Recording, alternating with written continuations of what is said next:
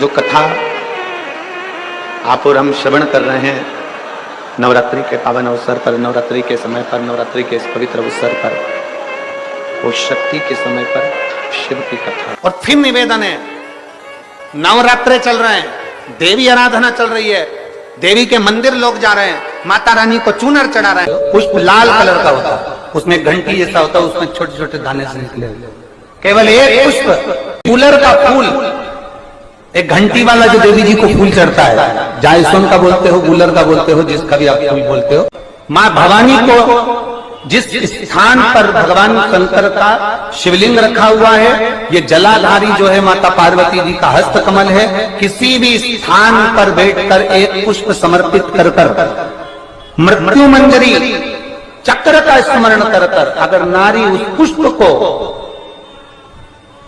पुष्प को मंदिर के द्वार के बाहर बैठकर भी खा ले या घर पर भी खा ले, तो उसके रजो धर्म से जुड़ी हुई जो भी तकलीफें होती है या गर्भाशय में गांठ भी होती है, तो धीरे धीरे गलना प्रारंभ हो जाता है।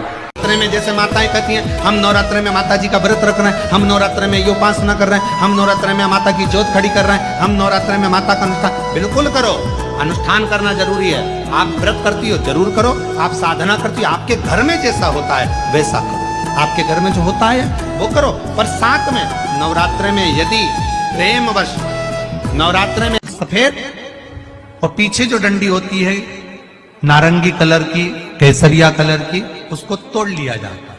तोड़कर ऐसी 25-50 फूल की पीछे की डंडी को तोड़कर उसको रख दिया जाता है। उसको धूप में नहीं सुखाते, केवल घर में उसको एक कटोरी में या थाली में रख दो, वो धीरे धीरे सूख जाएगा। सूखने के बाद उसको पीस लो, पीसकर उसका चंदन तैयार हो जाएगा। और जिस समय वंश के लिए, सिद्धि के लिए, कार्य सिद्धि के लिए या वैभव प्राप्ति के लिए हम पारिजात का पुष्प देवादिदेव महादेव को समर्पित करते हैं, उस समय इसी को पानी में घोलकर देवादिदेव महादेव को जब आप लगाएंगे तो जैसे केसर घुलती है, केसर का जैसे कलर हो। सीखो मेरे महादेव से, सीखो मेरे देवादिदेव महादेव से, सीखो मेरे भगवान शंकर भगवान से। भगवान नारायण ने माता लक्ष्मी को अपने चरणों के पास रखा, ब्रह्मा जी ने ब्रह्माणी को अपने पास में रखा, इंद्र ने इंद्राणी को अपने पास में रखा। जितने भी देवता हैं उन्होंने अपनी पत्नी को अपने पास में रखा। केवल एक देवादिदेव महादेव से हैं जो अपनी पत्नी को पास में नहीं, अपनी पत्नी को अपने स्थान से ऊंचा रखते हैं और सम्मान दिलाते हैं। अपनी धर्म पत्नी को सम्मान दिला रहे हैं, अपनी धर्म पत्नी को आदर दिला रहे हैं, अपनी धर्म पत्नी को आदर का सूचक बना रहे हैं, चुंदड़ी चढ़ा रहे हैं। उन सब से निवेदन है कि माता को चूनर चढ़ाने से पहले अपने घर की मां का आदर करना प्रारंभ करो। माता को चूनर चढ़ाने से पहले अपने घर की माता का आदर करना प्रारंभ करो। माता को चूनर चढ़ाने से पहले, भोग लगाने से पहले अपने घर के माता पिता का सम्मान करना प्रारंभ करो, घर के बुजुर्गों का आदर करना प्रारंभ करो, तो माता रानी भी बड़ी कृपा करेगी, बड़ी कृपा करेगी। भूखे रहने से भगवान मिल सकता है क्या? जम के बोलो जरा, अच्छे से बोलो, मिल सकता है? नहीं, भूखे रहने से भगवान नहीं मिल सकता। पर इतना जरूर याद रखना, जिस मुख से तुम भूखे रहे हो उसी मुख से अगर आप मीठा बोल दोगे तो परमात्मा मिल जरूर जाएगा। उसी मुख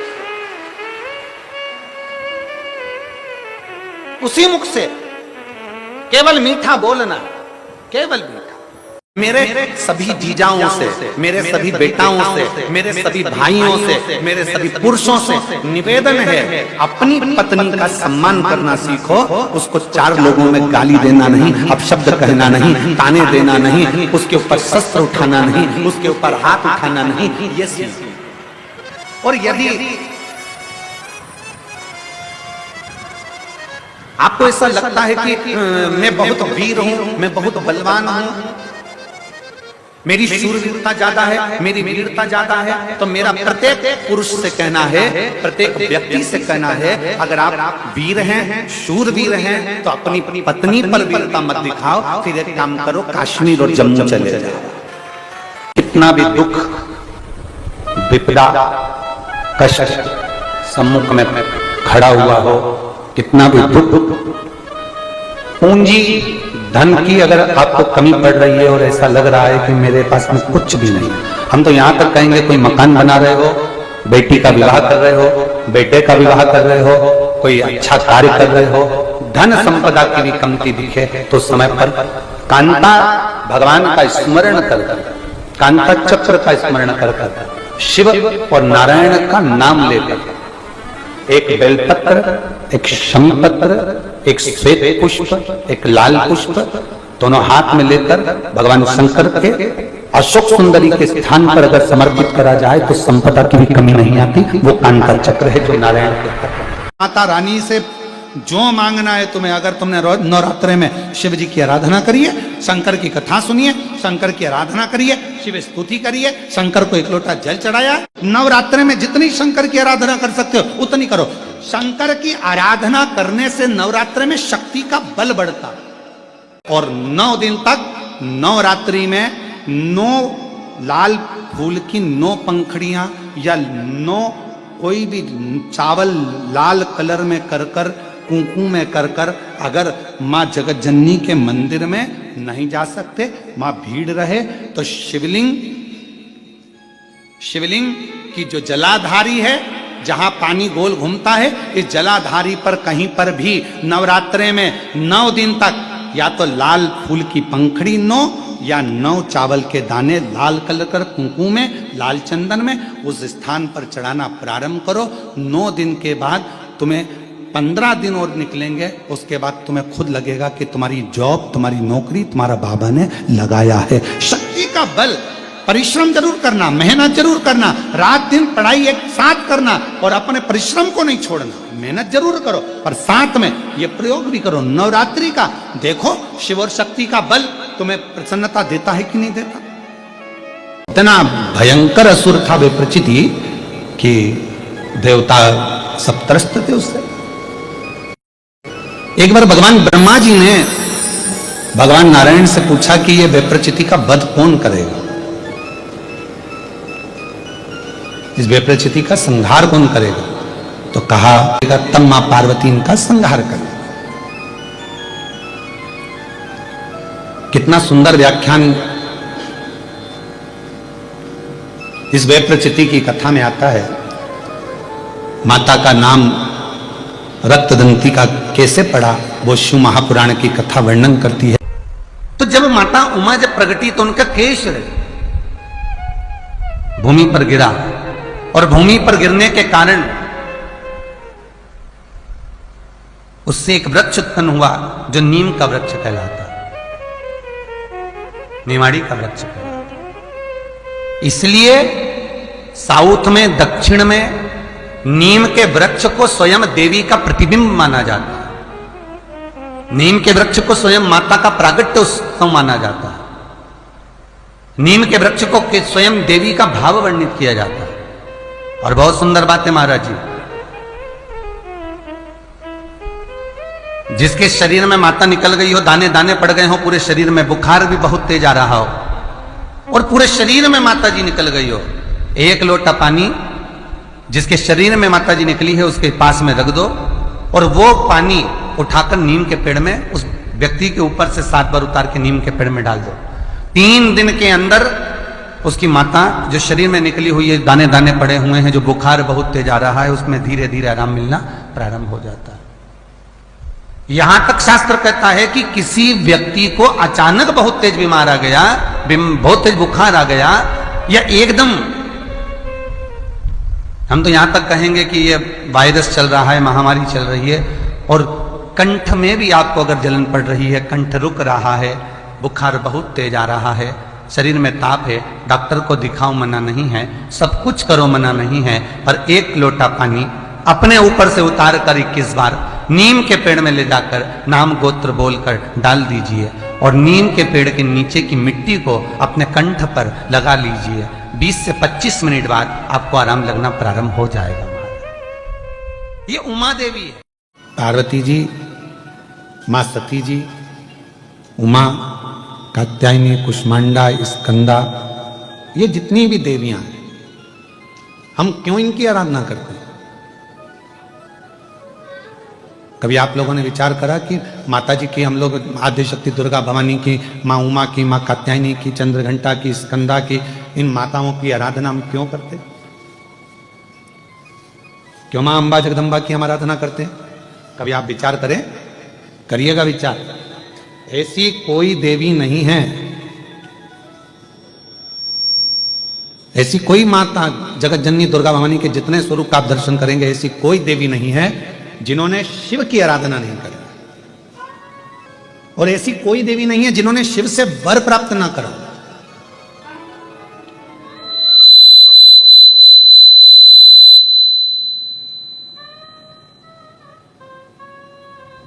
और सबसे बड़ा वर एक ही लिया माता रानी ने, जगत जननी दुर्गा भवानी ने, जगदम्बा ने भगवान देव अधिदेव महादेव से जो वर मांगा, जो वर की कामना करी, तो उन्होंने एक वर सबसे प्रबल मांगा। उन्होंने कहा, हे भोलेनाथ वर दीजिए, जब आद्य शक्ति इस देवी की मूर्ति की कोई दर्शन करे, उस पर शिव की कृपा आद्य शक्ति के साथ सदा बनी रहे, ये वर दीजिए। मतलब फिर वही विद्येश्वर संहिता का संवाद आ गया। शिव महापुराण की विद्येश्वर संहिता कहती है, श्री शिवाय नमस्तुभ्यम बोलने वाले के मुख का मात्र कोई दर्शन कर लेता है तो उसको अश्वमेध यज्ञ का फल प्राप्त हो जाता है। समझना जरा कथा को बहुत सावधानी से।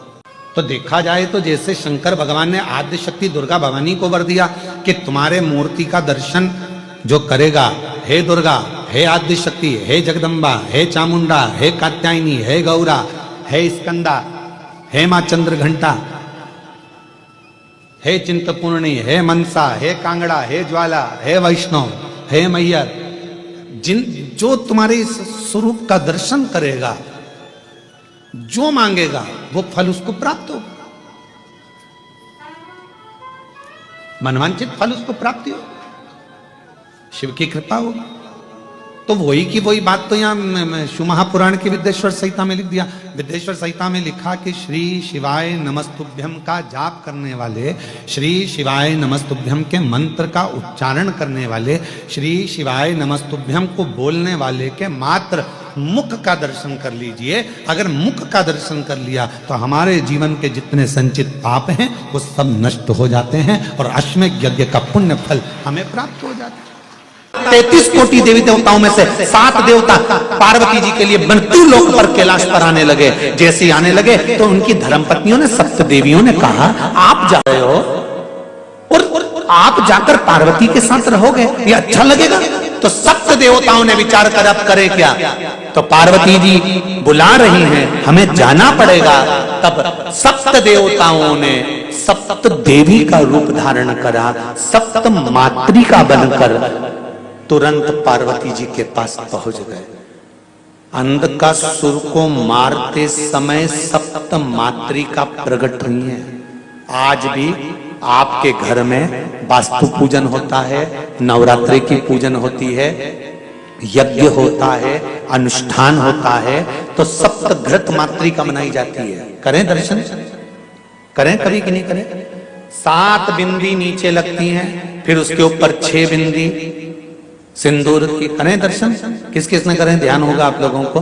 पहले 7 बिंदी सिंदूर की, फिर 6, फिर 5, फिर 4, फिर 3, फिर 2, फिर 1, और 1 के ऊपर चिपकाया जाता है फिर सिक्का। करें दर्शन आप लोगों ने? सप्तघृत मातृका बोलते हैं, सप्तमातृका। कोई आपसे पूछे कि सप्तघृत मातृका का जन्म कहां हुआ था, सप्तघृत मातृका कहां प्रकट हुई थी, सप्तमातृका कहां प्रकट हुई थी, तो आप कह सकते हो अंधकासुर का संहार करते समय जब शंकर भगवान अंधकासुर को मारने के लिए आतुर हुए, तब माता पार्वती जी ने सप्त देवताओं को आमंत्रित करा। और सप्तदेव स्वयं पुरुष के रूप में नहीं आए थे, सप्तदेव स्त्री बनकर, देवी बनकर आए थे, इसलिए उनको सप्त मातृका कहा गया। देवता पुरुष के रूप में नहीं, स्त्री के रूप में आए थे। पहले नंबर पर ब्रह्माणी का रूप रखकर ब्रह्मा जी आए थे। दूसरे नंबर पर कुमारी का रूप रखकर कुमार कार्तिक आए थे। तीसरे नंबर पर वैष्णवी का रूप रखकर भगवान विष्णु आए थे। चौथे नंबर पर माहेश्वरी, भगवान महेश का रूप रखकर भगवान महेश्वरी बनकर आए थे। पांचवें नंबर पर बारही का रूप रखकर आए थे। छठे नंबर पर इंद्र, इंद्राणी बनकर आए थे। सातवें नंबर पर यम स्वयं चामुंडा बनकर आए थे। ये सप्त घृत मातृका, सप्त मातृका माता पार्वती के साथ में यमराज चामुंडा बनकर, भगवान विष्णु वैष्णवी बन गए, भगवान महेश महेश्वरी बन गए, ब्रह्मा ब्रह्माणी बन गए, इंद्र इंद्राणी बन गए, बरहा बारही बन गए, कुमार कुमारी बन गए और बनकर माता पार्वती के साथ में निवास करने लगे। जब भगवान शंकर अंधकासुर का संहार करने के लिए सम्मुख में वापस प्रकट हो गए तो इन 7 देवियों को देखा। 7 देवियों को देखकर पूछा, ये देवियां कहां से आ गई? ये सप्त मातृका कहां से आ गई? ये 7 देवियां कहां से आ गई? तब देवताओं ने आकाशवाणी कर कर कहा, भोले बाबा ये देवियां नहीं देवता हैं, पर पार्वती के साथ में पुरुष कैसे रह सकता था, इसलिए इन्होंने देवी का रूप रख लिया है। यहां आई हैं। शिव जी ने कहा, तुम सप्त मातृकाओं का निर्माण मेरी धर्म पत्नी पार्वती ने करा है। जब भी कोई मंगल कार्य होगा, शुभ कार्य होगा, गृह प्रवेश होगा, मकान का उद्घाटन हो, दुकान का उद्घाटन हो, यज्ञ हो, अनुष्ठान हो, पूजन हो, पाठ हो, उस समय पर तुम 7 देवियों की पूजन श्रेष्ठ मानी जाएगी। जहां तुम 7 देवियों की सप्त घृत मातृका की पूजन होगी, वहां संपदा की कभी कमी नहीं आएगी। सप्त मातृकाओं को विराजमान करती है। आप लोगों के यहाँ गृह प्रवेश होता है, जिसके यहाँ पर नया घर बना होगा, उसके यहाँ गृह प्रवेश हुआ होगा तो सप्त मातृका का दर्शन किया होगा। किस किस ने करा है? जरा हाथ उठाइए, जरा करें आप लोगों ने। सफेद कपड़े पर या टाइल्स पर उसको बना देते हैं, रखिए, और उसका दर्शन किया जाए। सप्त मातृका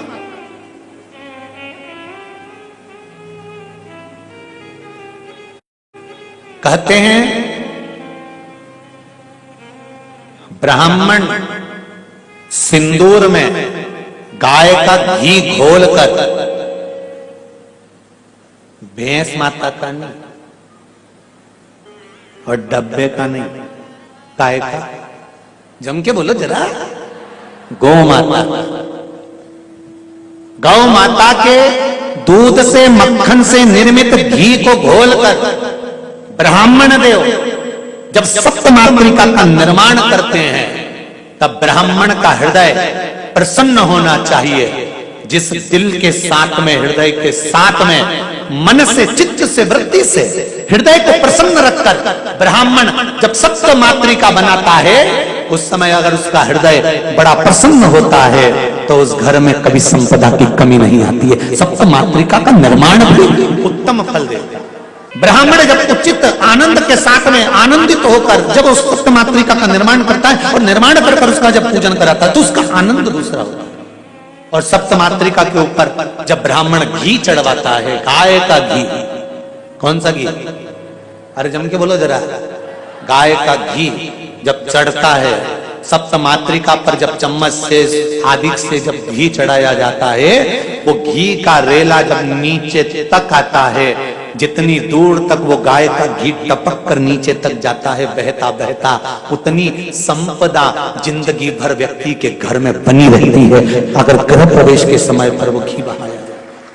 पर होना चाहिए गाय का घी, गौ माता का घी, सप्त घृत माता।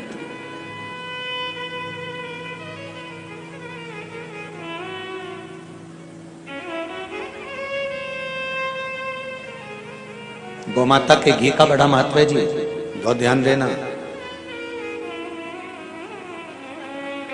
साल में, वर्ष में 2 बार या 3 बार गौ माता के दूध से निर्मित, वो भी देसी गाय हो, आज के जमाने में देसी गाय भी मिलना मुश्किल है, देसी गाय के द्वारा निर्मित घी दरवाजे के बाहर, अगर तुम्हारे घर में बहुत अशांति हो रही है, क्लेश हो रहा है, घर में शांति नहीं है, तो गाय के घी की एक बिंदी भी अगर दरवाजे के बाहर मात्र अशोक सुंदरी वाली जगह पर घी को लगाकर उस हाथ की बिंदी को दरवाजे पर लगा दिया जाता है तो घर में से क्लेश समाप्त हो जाता है। जैसे कहते हैं ना, मेरे को अच्छा नहीं लग रहा, बेचैनी हो रही है, मुझे ऐसा लग रहा है कुछ बुरा होने वाला है, घर में अशांति हो रही है, मन अच्छा नहीं लग रहा, मेरा रहने का मन नहीं कर रहा, बाहर निकलो तो अच्छा लगता है, घर में जाओ तो अच्छा नहीं लगता, व्यापार में काम अच्छा नहीं लग रहा, व्यापार अच्छा नहीं चल रहा, जिसके मन में लगता है कि मेरे मन से मुझे अच्छा नहीं लग रहा, मन में अशांति लग रही है, मन में अच्छा नहीं लग रहा, उसको देसी गाय का घी अशोक सुंदरी वाली जगह, अशोक सुंदरी वाली जगह जानते हो ना सब लोग, सब लोगों को मालूम है अशोक सुंदरी वाली जगह?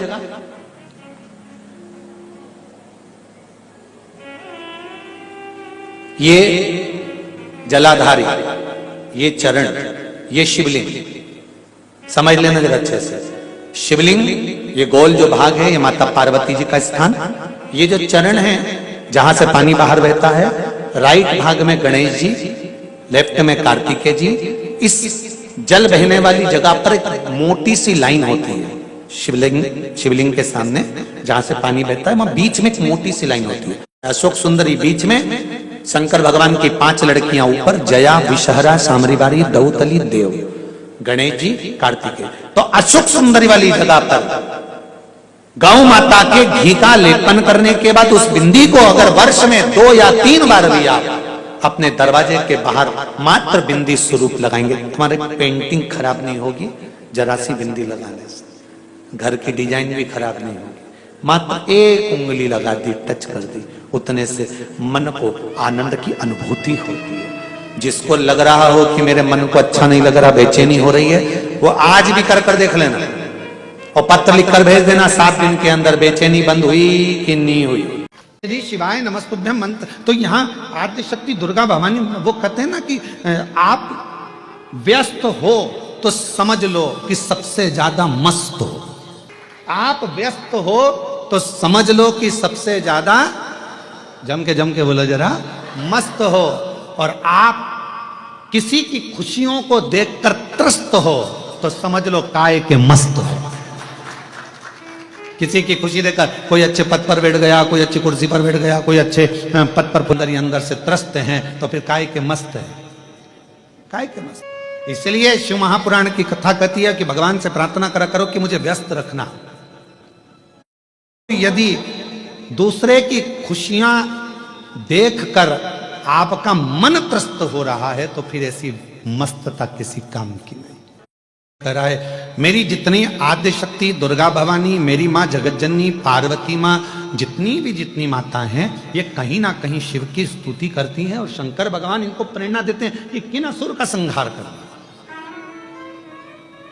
किन दुष्टों का संहार करना। शक्ति का बल हमें प्रसन्नता देता है कि नहीं?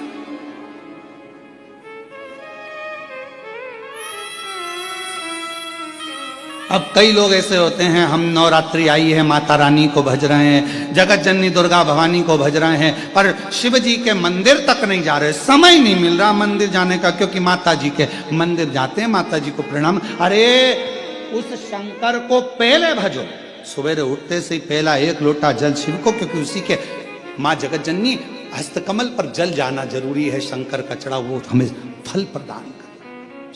महादेव नमन चरणों में स्वीकार की।